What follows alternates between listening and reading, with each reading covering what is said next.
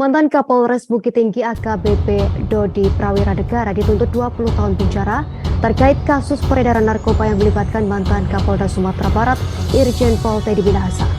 Tuntutan tersebut dilayangkan tim Jaksa Penuntut Umum atau JPU dalam persidangan di Pengadilan Negeri Jakarta Barat pada Senin 27 Maret 2023 hari ini. Tak hanya itu, Dodi juga dituntut membayar denda 2 miliar rupiah subsidiar 6 bulan penjara dalam kasus tersebut. Ya, assalamualaikum warahmatullahi wabarakatuh.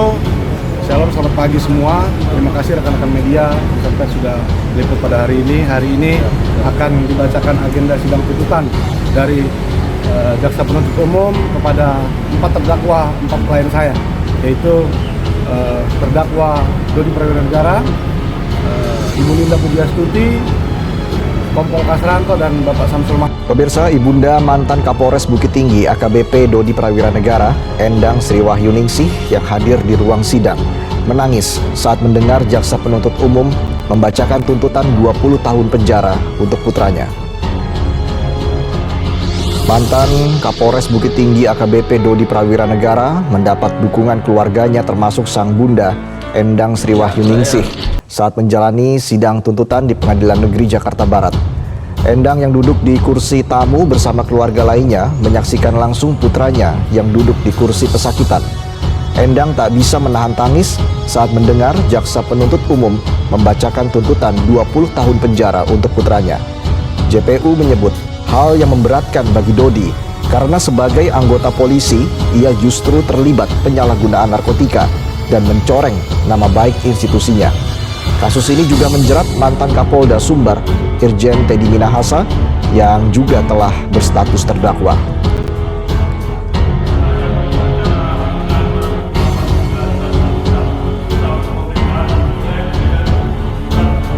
Majelis Hakim yang kami muliakan dan tim penasihat hukum yang kami hormati, sebelum kami sampai pada tuntutan pidana atas diri terdakwa, perkenankanlah kami mengemukakan hal-hal yang kami jadikan pertimbangan mengajukan tuntutan pidana.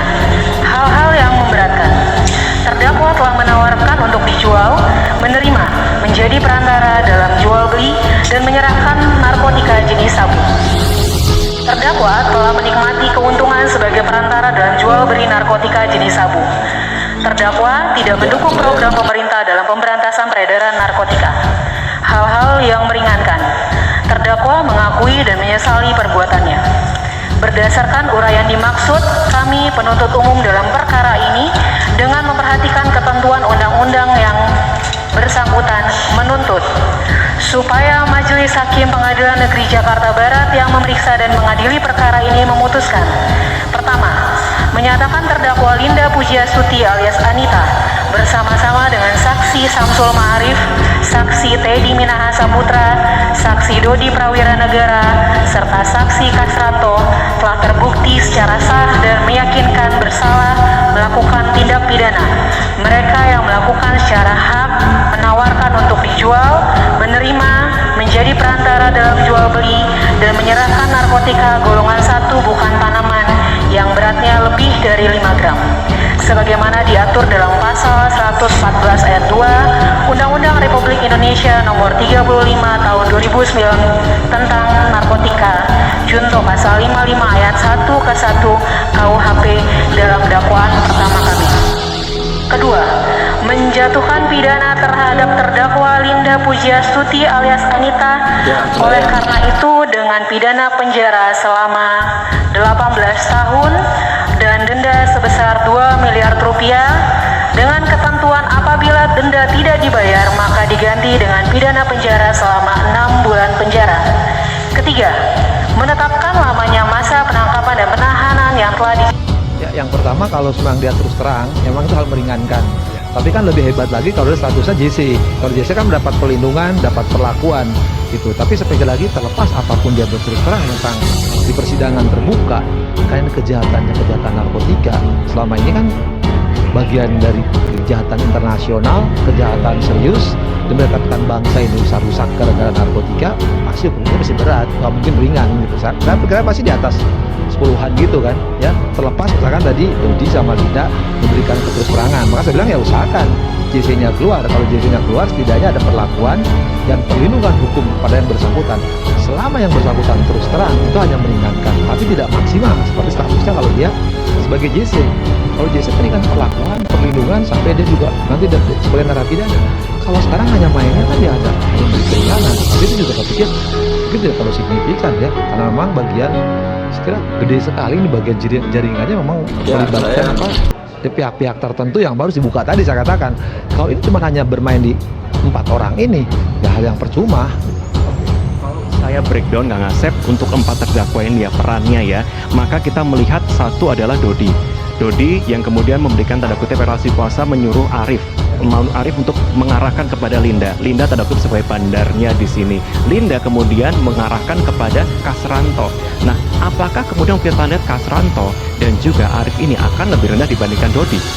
Ya pasti, itu kan pasti di bawahnya. Tadi saya bilang kalau golongan cepu ke bawah pasti akan ringan-ringan. Tapi kalau saya sekedar hakimnya saya beratkan semua kan. Sampai terakhir kan Kapolsek yang Jakarta Utara itu kan. Nah, itu harusnya memang kan semua penegak hukum pangkatannya bukan rendah-rendah. Mereka adalah para perwira loh, para perwira ya, perwira bayangkan negara yang pangkatnya mereka bukan pangkat sembarangan, bukan prajurit kayak Icat kan di kasusnya Sambo kan. Ini kasus ini kan narkotika ini coba Kapolsek, Kapolres, Kapolda. Nah, mereka hanya harusnya menegakkan di wilayah masing-masing kan, tingkat kecamatan, tingkat kabupaten, terutama dia maupun tingkat provinsi. Tapi Pak kan tidak berhenti di situ. Dengan jaringan internasional loh, sampai lihat pabriknya kan. Nah, ketika mereka melaksanakan perintah dari atas beruntun ke bawah, artinya apa? Ya semua mendapatkan hukuman yang berat, tidak bisa hukuman ringan terhadap mereka menurut saya. Nggak ada, terlepas sekali lagi Linda dan Dodi memberikan keterangan itu soal lain. Maka saya bilang usahakan kalau memang secara hukumnya dapat JC dari LPSK, syukur. Nah, artinya ada penilaian tersendiri dan lembaga lain yang berwenang melakukan kejujuran dia, ya, keberanian mengatakan. Ya kita apresiasi lah di sidang itu ya mungkin, tapi kan tidak signifikan pengurangannya. Saya yakin hukumannya masih berat, gitu kan. Ternyata tadi barusan kami konfirmasi untuk Dodi sudah mengajukan minggu lalu untuk JC-nya begitu. Tapi ini untuk pengetahuan pengertian kepada masyarakat umum Kang Asep. Dalam satu kasus ada berapa JC sebenarnya yang dikabulkan? Ya, kalau data saya nggak tahu, yang tahu kan LPSK.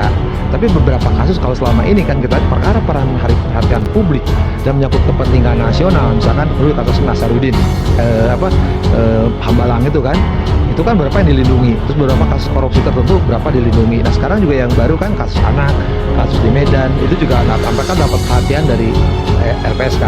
Tapi untuk narkotika, sepengetahuan saya sekali lagi, sepengetahuan saya LPSK narkotika kayaknya nggak ada. Tapi tolong kalau saya salah nanti LPSK biar koreksi ya ketuanya. Tapi sepengetahuan saya selama ini narkotika nggak ada JC. Karena tadi mereka bagian dari jaringan dengan peran tertentu. Soal mereka menyatakan di persidangan mereka mengakui, itu hal meringankan bagi nanti jaksa maupun hakim ketika menjatuhkan vonis. Mengakui dan kemudian kembali. Kalau kita lihat iklim persidangan kali ini berbeda. Kalau kita mengacu kepada persidangan yang baru saja selesai begitu ya, kasus Sambo begitu, dan saat ini kita melihat situasi yang sangat berbeda Kang Asep. Ini penuh dengan istilahnya itu nada tinggi, penuh dengan kemudian menyalahkan, membuka seperti itu. Apakah itu akan mempengaruhi tentunya dari jaksa penuntut umum secara emosional? Ya. Betul, menarik sekali. Pertama gini, kan di sana juga ada terdakwa, pembunuh lah katakanlah. Tapi mereka mendapat apresiasi publik, ya begitu menggemakan sejarah peradilan dibuka kemarin kalau Icat itu kan hal lain itu. Ya karena perbuatannya perbuatan dari relasi kuasa.